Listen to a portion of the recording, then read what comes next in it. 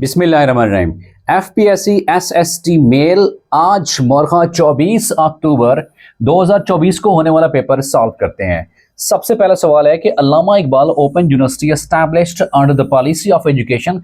अल्लामा Iqbal open university कौन सी education policy के तहत एस्टैब्लिश की गई थी? वो 1972 की एजुकेशनल पॉलिसी थी। एक और सवाल ये भी आ सकता है कि अल्लामा इकबाल ओपन यूनिवर्सिटी का पुराना नेम क्या है? तो याद रखिएगा, इसका पुराना नेम अल्लामा इकबाल ओपन यूनिवर्सिटी का वो है प्यूपल्स ओपन यूनिवर्सिटी।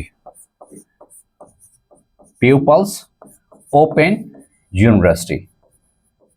और फिर अक्सर औक़ात कमीशन के इम्तिहान में यह सवाल बार बार रिपीट होता है कि अल्लामा इकबाल ओपन यूनिवर्सिटी 1972 की पॉलिसी के मुताबिक बनाई गई थी, लेकिन ये एस्टैब्लिश्ड कब होती है? तो याद रखिएगा 1974 में ये एस्टैब्लिश्ड होती है। 1974 में ये एस्टैब्लिश होती है और इसका पुराना नाम क्या है? That is the pupal open university. और फिर इसी नेम को बाद में 1977 में, ये बात भी याद रखिएगा कि 1977 में इसको प्यूपल्स ओपन यूनिवर्सिटी की बजाय नाम रखा जाता है अल्लामा इकबाल ओपन यूनिवर्सिटी। अल्लामा इकबाल ओपन यूनिवर्सिटी। कौमी शहर अल्लामा इकबाल के विजन के मुताबिक उनके नाम के हवाले से अल्लामा इकबाल ओपन यूनिवर्सिटी का नाम प्यूपल्स ओपन यूनिवर्सिटी की बजाय अल्लामा इकबाल ओपन यूनिवर्सिटी रखा जाता है। कब रखा जाता है? 1977 में ये चेंज किया जाता है। अगले सवाल की तरफ बढ़ते हैं कि नेक्स्ट क्वेश्चन कौन सा है।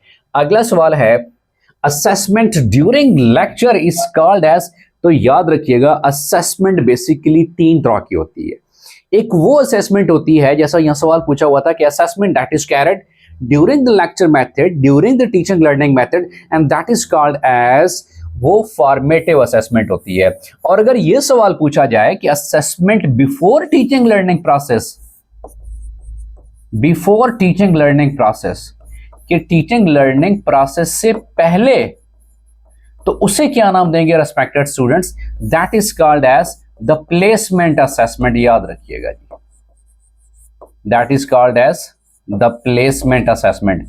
Assessment that is carried out before a teaching learning session, that is called as the placement assessment, and the type of assessment that is carried out during teaching learning process, during the delivering of lecture, that is called as formative assessment, and the type of assessment that is carried out at the end of the lecture, at the end of a teaching learning activity, at the end of a semester, at the end of a course, तो जो end पे की जाती है याद रखिएगा उसे नाम देते हैं दैट इज सम्मेटिव असेसमेंट। याद रखिएगा जी, that is summative assessment,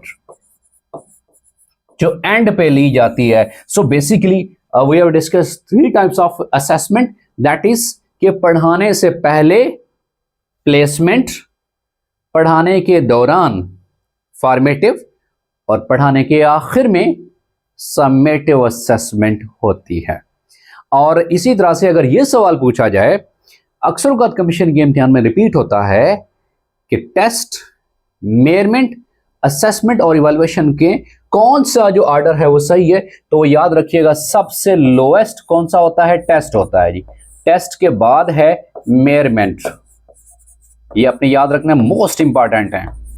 test, measurement, उसके बाद assessment, and the last one is the evaluation. याद रखिएगा ये सबसे आखिर में होता है इवैल्यूएशन।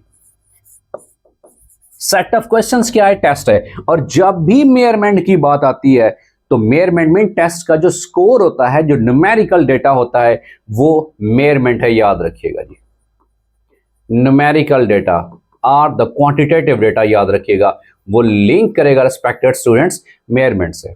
और मेजरमेंट के बाद जो आता है that is assessment, and the last one is that highest at the level, that is evaluation. और इवैल्यूएशन हमेशा याद रखिएगा जजमेंटल होती है।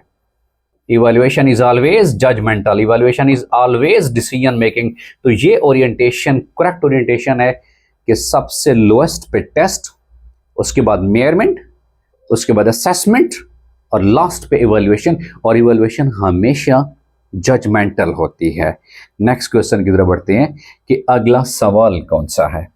नेक्स्ट क्वेश्चन इस अगला सवाल है curriculum word is taken from the language, curriculum का वर्ड, लफ्ज क्यूरिकुलम, वो किस लैंग्वेज से लिया गया है? वो लैटिन लैंग्वेज से लिया गया है। इसी तरह से क्यूरिकुलम के बारे में अक्सर औकात ये सवाल पूछा जाता है कि टाइप्स ऑफ द क्यूरिकुलम में इंटीग्रेटेड क्यूरिकुलम क्या होता है? इंटीग्रेटेड क्यूरिकुलम, इंटीग्रेटेड क्यूरिकुलम का बेसिक खासा याद रखिएगा, to reduce the number of books, to reduce और to decrease number of books, कि नंबर ऑफ बुक्स को खसूसन प्राइमरी क्लासेस के लिए, अर्लियर क्लासेस के लिए कम से कम किया जाए। तो ये इंटीग्रेटेड क्यूरिकुलम का बेसिक खासा है, थीमेटिक एरिया है। अगला सवाल देखते हैं कि next question is perennialism is the most related to, अच्छा प्रीनियलिज्म को कहते हैं कि ये एवर लास्टिंग फिलॉसफी है। प्रीनियलिज्म जिसे कहते हैं सदाबहार, कि सेम एजुकेशन की इंसानी फितरत बिल्कुल सेम है, लिहाजा हर इंसान को, चाहे वो छोटा बच्चा बड़ा है, according to the concept of philosophy of perennialism, कि उनको सेम एजुकेशन दी जाए। तो ये सेम एजुकेशन का कंसेप्ट आइडियलिज्म से मिलता जुलता है, और आइडियलिज्म के मुताबिक कि असल जो कामयाबी है वो स्पिरिचुअल है, और असल जो मकसद है दैट इज इटर्नल। तो आइडियलिस्ट इसको बिलीव करते हैं कि भाई प्रीनियलिज्म और आइडियलिज्म ये एक ही चीज का नाम है। तो प्रीनियलिज्म जो फिलॉसफी है it is mostly related to idealism से, ये रिलेटेड है, याद रखिएगा जी। तो ये सवाल पूछा हुआ था फिलॉसफी के हवाले से। नेक्स्ट इज के IBCC, ये बेसिकली जितने भी पंजाब के बोर्ड्स हैं ओवरऑल, तो उनकी एक कोऑर्डिनेशन कमेटी का नाम है। तो ये एक्रोनिम है कि इंटर बोर्ड कोऑर्डिनेशन कमेटी। इसी तरह से अगर 22 के हवाले से सवाल पूछा जाए कि 22 क्या होता है, मोस्टली रिपीट होता है, that is the board of intermediate and secondary education, board of intermediate, board of intermediate and secondary education, and secondary education, board of intermediate and next is secondary education. तो याद रखिएगा ये 22 का acronym है, same is the case. PEC stands for Punjab examination commission. तो ये मुख्तलिफ acronym भी सवालात में पूछे जाते हैं, जैसा कि आज के पेपर में IBCC पूछा हुआ था, and it stands for inter board coordination commission, ये इसका एक्रोनिम है। रेगुलर और कंसेप्चुअल क्लासेस ज्वाइन करने के लिए आप नीचे दिए गए व्हाट्सएप नंबर पे कांटेक्ट कर सकते हैं। अगले सवाल की तरफ बढ़ते हैं कि अगला सवाल कौन सा है। द नेक्स्ट क्वेश्चन इज, अगला सवाल है कि मीनिंग ऑफ स्कैफोल्डिंग इज, ये स्कैफोल्डिंग की टेक्निक है, इसका मतलब यह है कि चेंजिंग लेवल ऑफ सपोर्ट है, प्रोवाइडिंग सपोर्ट। फॉर एग्जांपल एक बच्चा अगर उसको थोड़ी सी समझ नहीं आ रही तो उसको थोड़ा सा सपोर्ट लेवल दे दो ताकि उसको समझने के काबिल हो सके। सो ये जो टर्म है इसे नाम देते हैं, स्कैफोल्डिंग टेक्निक का नाम देते हैं। इट मीन्स प्रोवाइडिंग और changing the level of support. और जैसे ही बच्चा उसको मास्टरी कर लेता है तो वो नियर टू द मास्टरी है ना, उसको एक टर्म इस्तेमाल करते हैं, that is called as the ZPD, zone of proximal development, zone of proximal development. मतलब कि वो करीब है किसी चीज पे माहिर होने में, किसी चीज पे एक्सपर्टाइज हासिल करने में, मतलब नियर टू द परफेक्शन है, तो उसको क्या नाम देंगे, that is zone of proximal development. और एक्रोनिम क्या बोला जाता है, ZPD ये बोला जाता है मोस्टली, कि जब हम स्कैफोल्डिंग टेक्निक इस्तेमाल करते हैं। और ये विगोट्स्की साहब ने ये जो है थ्योरी दी थी।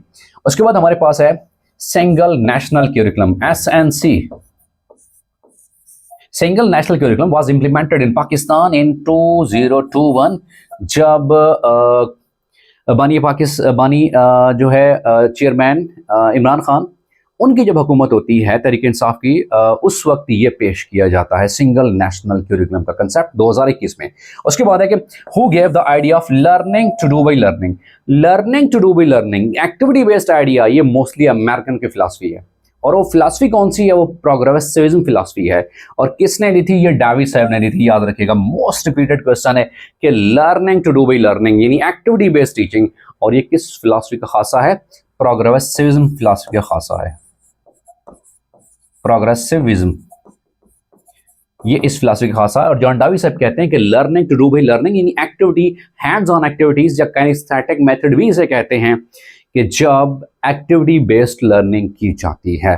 सो learning to do by learning is the basic feature that was given by John Dewey साहब ने ये कंसेप्ट दिया था।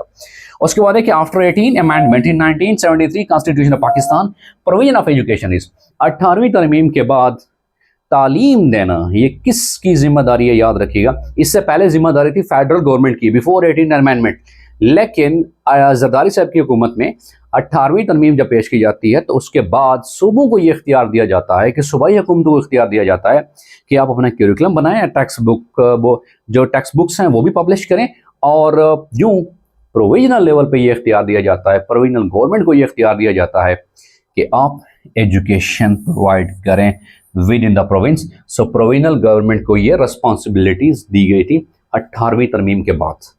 अगले सवाल की तरफ बढ़ते हैं। नेक्स्ट क्वेश्चन इज, अगला सवाल मेरे पास है, cognitive development is related to. Cognitive development का ताल्लुक थिंकिंग माइंड से है, याद रखिएगा। जब ब्लूम्स टैक्सोनॉमी के हम लेवल देखते हैं तो उसमें बेसिकली 3 तरह के लेवल हैं, याद रखिएगा जी। ये ब्लूम्स टैक्सोनॉमी के हवाले से अक्सर का सवाल पूछा जाता है। ब्लूम्स टैक्सोनॉमी याद रखिएगा रिस्पेक्टेड स्टूडेंट्स, ब्लूम्स टैक्सोनॉमी। और ब्लूम्स टैक्सोनॉमी में बेसिकली जो लेवल बताए गए हैं वो कॉग्निटिव डोमेन है, अफेक्टिव डोमेन है और साइकोमोटर डोमेन है। 3 डोमेन बताई गई है respected student. The first one is cognitive domain, cognitive domain. और कॉग्निटिव डोमेन का ताल्लुक किससे है, वो याद रखिएगा थिंकिंग से है, मेंटल अप्रोच से है, याद रखिएगा थिंकिंग अप्रोच से। ये पहला उसका डोमेन है। The second domain is that is affective domain. और जो अफेक्टिव डोमेन है रिस्पेक्टेड स्टूडेंट, ये किससे डील करेंगे, ये वैल्यूज से डील करता है जी। What is good, what is bad, ये वैल्यूज से डील करेगा। And the third one is हमारे पास होता है that is a psychomotor domain, that is psychomotor domain. और साइकोमोटर डोमेन किसी से डील करता है, याद रखिएगा ये मूवमेंट, मोटर एक्टिविटीज से डील करेगा जी। और इसको एक एक्रोनिम देने के लिए मैं हमेशा अपने स्टूडेंट्स को बताता हूं कि ट्रिपल एच। अब वो ट्रिपल एच की टर्म किस तरह से है, याद रखिएगा, H H N H, triple H. First one is कि चूंकि कॉग्निटिव डोमेन है, इसका ताल्लुक थिंकिंग के साथ है, मेंटल अप्रोच के साथ है, सो दैट इज हेड। तो वो क्या होगा respected students, head.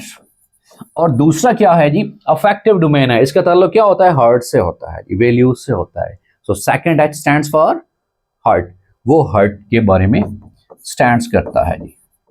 And the third one is के जिसको नाम बोलेंगे मोटर एक्टिविटीज, तो वो हाथों से की जाती हैं, दैट इज हैंड। तो इसीलिए ये थर्ड वन को हैंड कहा जाता है। So that is triple H. तो ये अक्सर औकात ब्लूम्स टैक्सोनॉमी का मैंने क्रक्स आपको बता दिया है कि हेड सबसे पहले, उसके बाद हार्ट, उसके बाद हैंड। तो ये उसके 3 डोमेन हैं। और यहां पर डोमेन के हवाले से, कॉग्निटिव डोमेन के हवाले से सवाल पूछा हुआ था, जिसका बेसिक खासा है कि थिंकिंग प्रोसेस से है, ये मेंटल अप्रोच से है, ये मोस्ट रिपीटेड क्वेश्चन है। अगले सवाल की तरफ बढ़ते हैं कि अगला सवाल कौन सा है।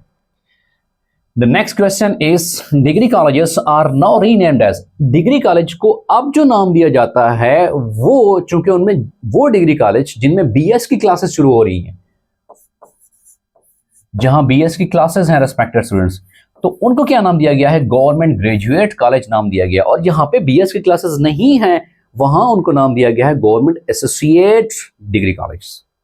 तो याद रखिएगा कि जहां पर बीएस की क्लासेस मोस्टली जारी हो सारी हैं, तो उनके लिए डिग्री कॉलेज का नाम क्या रखा गया है, that is government graduate colleges. उसके बाद highest level of SOLO taxonomies. SOLO taxonomy का हाईएस्ट लेवल एक्सटेंडेड एब्स्ट्रैक्ट है। सोलो टैक्सोनॉमी है क्या, ये बेसिकली एक्रोनिम है, structure of observed learning outcomes, structure of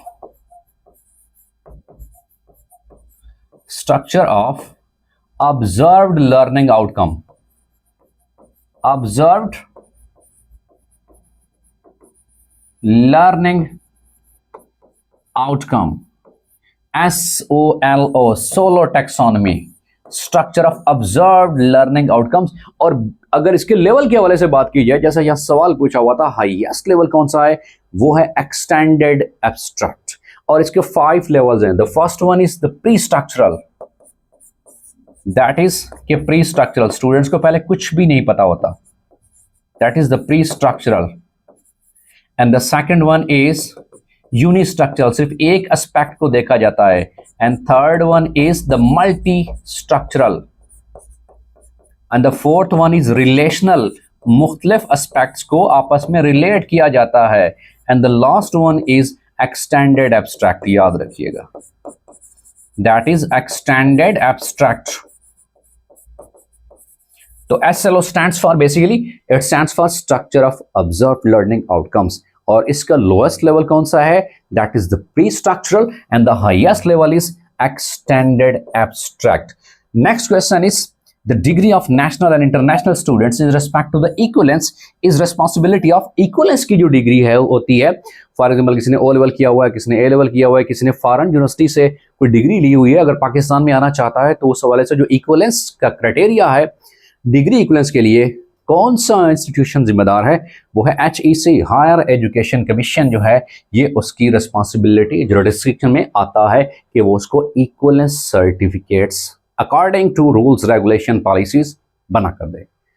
अगले सवाल की तरफ बढ़ते हैं कि अगला सवाल ब्रॉडन इन टर्म इसके अगर टर्म्स के हवाले से बात की जाए कि करिकुलम, सिलेबस एंड कोर्स, तो ब्रॉडर इन टर्म याद रखिएगा, दैट इज करिकुलम। और करिकुलम की ओवरऑल डेफिनेशन क्या की जाती है, it's a sum of all the activities that are executed in any educational institutions to attain educational objectives, कि कोई भी तालीमी इदारा अपने तालीमी मकासद को हासिल करने के लिए जितनी भी तालीमी सरगर्मियाँ परफॉर्म करता है, उन सब के मजमूए को करिकुलम कहा जाता है। और ये भी सवाल अक्सर औक़ात बन सकता है कि भाई एम्स, ऑब्जेक्टिव्स और गोल्स में से सबसे हाईएस्ट लेवल किसका होता है, तो याद रखिएगा कि aims at the highest level होते हैं। क्यों? क्योंकि एम्स नेशनल लेवल पे होते हैं, याद रखिएगा जी, aims are at national level, most repeated question है, ठीक है। और उसके बाद लेवल कौन सा आता है भाई एम्स के बाद, दैट इज गोल्स। और गोल्स क्या होते हैं, that is school based mostly. और उसके बाद क्या होता है respected students, AIIMS, goals and the last one is objectives. ये क्या होते हैं, ये क्लास लेवल पे होते हैं, याद रखिएगा जी, मोस्टली रिपीटेड क्वेश्चन है कि एट द क्लास लेवल वो कौन से होते हैं, ऑब्जेक्टिव्स होते हैं। Highest in the terms, broader in terms और दैट नेशनल लेवल वो कौन से होते हैं, वो अगो होते हैं। और मैं हमेशा अपने स्टूडेंट्स को एक फार्मूला बताता हूं कि भाई अगो आप याद कर लिया करो बस। सबसे पहले A stands for AIIMS, G for goals and O for objectives. So that is the correct orientation, आपको समझ आ जाएगी कि एम्स, गोल्स, ऑब्जेक्टिव में से कौन सा सबसे हाईएस्ट कैटेगरी में फॉल करता है। अगला सवाल देखते हैं। Next question is what is the minimum qualification to become eligible for associate professor. Associate professor बनने के लिए minimum qualification as per criteria of the HEC, higher education जो कमीशन है, उसका क्या है कि PhD लाजमी होनी चाहिए, कि PhD की डिग्री लाजमी होनी चाहिए। याद रखिएगा जी कि एसोसिएट प्रोफेसर बनने के लिए HEC के क्राइटेरिया ऑफ एजुकेशन के मुताबिक वो क्या है, PhD लाजमी होनी चाहिए। उसके बाद है सिनोनिम ऑफ पाउंस, इस पाउंस का सिनोनिम क्या होता है कि जंप करना। ये इंग्लिश के हवाले से एक सवाल पूछा हुआ था। नेक्स्ट क्वेश्चन की तरफ चलते हैं। द नेक्स्ट क्वेश्चन इज, अगला सवाल है founder of the modern curriculum. Modern curriculum के फाउंडर कौन से हैं, दैट इज फ्रैंकलिन रॉबर्ट, ये फाउंडर हैं। Founder of cognitive theory, once again cognitive क्या है, इसका ताल्लुक थिंकिंग के साथ है, माइंड के साथ है जी। तो उसकी जो थ्योरी है वो जैन पियाजे साहब हैं, और जैन पियाजे साहब की जो थ्योरी है कॉग्निटिव डेवलपमेंट में, उन्होंने बेसिकली 4 स्टेजेस इसको डिस्क्राइब किया था। मोस्टली ये भी पूछा जाता है, याद रखिएगा कि जैन पियाजे साहब की जो कॉग्निटिव थ्योरी है, मतलब माइंड डेवलपमेंट के हवाले से थ्योरी है, उसकी स्टेजेस कितनी होती हैं, वो 4 स्टेजेस होती हैं, याद रखिएगा। और सबसे पहली स्टेज का नाम है, ये भी बात पूछा जाता है, that is sensory motor stage. That is sensory motor stage. Next question हमारे पास है कि विलियम वेब इज, ये बेसिकली एक साइकोलॉजिस्ट हैं, सोशल साइकोलॉजिस्ट हैं, और ये ब्रिटिश से इनका ताल्लुक है, बरतानिया से इनका ताल्लुक है, तो ये बेसिकली एक ब्रिटिश सोशल साइकोलॉजिस्ट हैं। ये सवाल आज के पेपर में पूछा हुआ था। अगला सवाल है कि tier system in 2009 education policy, 2009 की जो एजुकेशन पॉलिसी थी उसमें बेसिकली 3 टायर्स बयान किए गए थे, याद रखिएगा जी। तो 3 टायर्स इन टर्म्स के एलिमेंट्री, सेकेंडरी एंड यूनिवर्सिटी या हायर, तो बेसिकली 3 उसमें एक तरह के लेवल बयान किए हुए थे। नेक्स्ट क्वेश्चन की तरफ बढ़ते हैं कि अगला सवाल कौन सा है। The next question is identifying classroom difficulties, कि क्लासरूम डिफिकल्टीज को आइडेंटिफाई करना हो तो उसके लिए कौन सी रिसर्च इस्तेमाल की जाती है? मोस्टली एक्शन रिसर्च इस्तेमाल की जाती है जी। Portfolio is a type of assessment. पहली बात है पोर्टफोलियो है क्या? ये पूरा स्टूडेंट का रिकॉर्ड होता है जी, कि स्टूडेंट्स एजुकेशनल रिकॉर्ड्स, ये स्टूडेंट का एजुकेशनल रिकॉर्ड होता है, जैसे कि स्टूडेंट्स के तमाम जितने भी पेपर्स, तमाम उसके रिजल्ट्स वो एक फाइल में कंपाइल करते हैं, उसको नाम देते हैं पोर्टफोलियो। अब जो पोर्टफोलियो असेसमेंट है बेसिकली वो किसी लम्हे भी कर सकते हो, आखिर में भी कर सकते हो। वंस अगेन अगर आप दौरान तदरीस कर रहे हो, टीचिंग लर्निंग कर रहे हो, किसी सेशन के दौरान, मिड के दौरान या मिड ओवरऑल सेशन चल रहा है, तो वो किस कैटेगरी में आएगा? वो फॉर्मेटिव की कैटेगरी में आया। और अगर एंड पे कर रहे हैं so that will be come in the category of summative category में आएगा। उसके बाद है कॉग्निटिव डोमेन डील्स विद, वो नॉलेज से डील करेगा, लोएस्ट लेवल है जिसमें हम किसकी बात करेंगे? रिमेंबरिंग की बात करेंगे, याद रखिएगा। और ब्लूम्स टैक्सोनॉमी में जो कॉग्निटिव डोमेन है उसका लोएस्ट लेवल कौन सा होगा? वो नॉलेज बेस्ड है। तो कॉग्निटिव डोमेन नॉलेज से भी डील करता है, ये थिंकिंग से भी डील करता है, याद रखिएगा जी। ये थिंकिंग से, मेंटल अप्रोच से। और फिर में जब कॉग्निटिव डोमेन को सब डोमेन में डिवाइड किया गया था बेसिकली बेंजामिन ब्लूम साहब ने, तो उसका पहला लेवल कौन सा था? That is the knowledge level, या उसको अंडरस्टैंडिंग भी नॉलेज या उसको रिमेंबरिंग, दोनों ठीक है बेटा। इसको 2001 में रिवाइज किया गया था जी।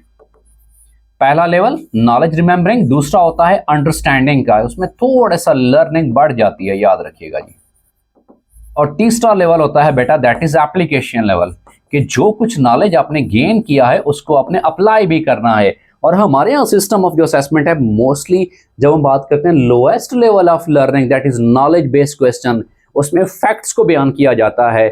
जैसे फॉर एग्जांपल पाकिस्तान का बना 1947 में, तो ये प्योर नॉलेज बेस्ड क्वेश्चन है। तो कॉग्निटिव डोमेन का है, थिंकिंग का है, लेकिन प्योर लोएस्ट है, ये नॉलेज बेस्ड क्वेश्चन है जिसमें एग्जैक्ट फैक्ट्स एंड फिगर को याद किया जाता है। तो ये कहलाता है नॉलेज और रिमेंबरिंग। सेकंड वन इज थोड़ा सा लेवल बढ़ जाता है, लर्निंग का अंडरस्टैंडिंग, उसके बाद application, same is the case other domains are wells, वो भी डोमेन एक्सप्लेन किए गए। उसके बाद Samia's parents want to seek admission for their child in FSc after matric, matric के बाद वो एडमिशन कराना चाहते हैं, तो उससे पहले जहां पे भी एडमिशन कराएंगे एडमिशन टेस्ट होगा, वो basically that type of test is placement assessment है। भाई एडमिशन से पहले है या एफएससी से पहले है, क्योंकि मैट्रिक के बाद है, तो इस तरह के टेस्ट को क्या नाम देंगे? जो किसी टीचिंग लर्निंग प्रोसेस से पहले होता है उस असेसमेंट को नाम देंगे respected student, that is the placement assessment होती है। अगले सवाल की तरफ बढ़ते हैं कि नेक्स्ट क्वेश्चन कौन सा है। The next question is head of higher secondary school is, जो हायर सेकेंडरी स्कूल का हेड होता है वो प्रिंसिपल होता है, याद रखिएगा हायर सेकेंडरी। और हमारे यहाँ जो ओवरऑल एजुकेशन चलती है कि हम जब बात करते हैं कि हायर सेकेंडरी स्कूल सर्टिफिकेट, तो हायर सेकेंडरी होता है, याद रखिएगा, इसमें 11 और 12 यानी कि FSc first year second year, FA first year second year, ये क्लासेस इसमें कंडक्ट होती हैं। अगर बात की जाए एसएससी, किस चीज का एब्रीविएशन है? एसएससी 1, इसका मतलब है सेकेंडरी स्कूल सर्टिफिकेट 1, तो ये 9th है बेटा। एसएससी सेकंड, इसका मतलब क्या है? ये 10th है। इसी तरह से HSSC 1 higher secondary school first year, तो ये 11th। HSSC सेकंड, तो ये क्या है? 12th। एफएससी 12वीं के ये इक्वल है। तो ये भी एक्रोनिम या ये भी एजुकेशनल टर्म्स आपको पता होनी चाहिए। और यहाँ से जो सवाल पूछा हुआ था कि जो हेड ऑफ हायर सेकेंडरी होता है वो क्या कहलाता है? उसे प्रिंसिपल नाम देते हैं। अगला क्वेश्चन है that is antonym of awaken is, awaken का एंटोनिम क्या होता है? अपोजिट, दैट इज स्लीप, के सोना होता है, और अवेकनिंग क्या होता है? जागना होता है। And the next one is boisterous synonym is, उसका सिनोनिम क्या होता है कि नॉइजी, एक्टिव होना, वाइब्रेंट होना। And next one is synonym of ecstasy is, उसका सिनोनिम क्या है कि एक्साइटमेंट होना, पुरजोश होना, लाइवली होना, एंथुजियास्टिक होना। ये उसका हवाले से, इंग्लिश के हवाले से ये सवाल भी पूछा हुआ था कि सिनोनिम क्या है एक्टासी का, दैट इज एक्साइटमेंट।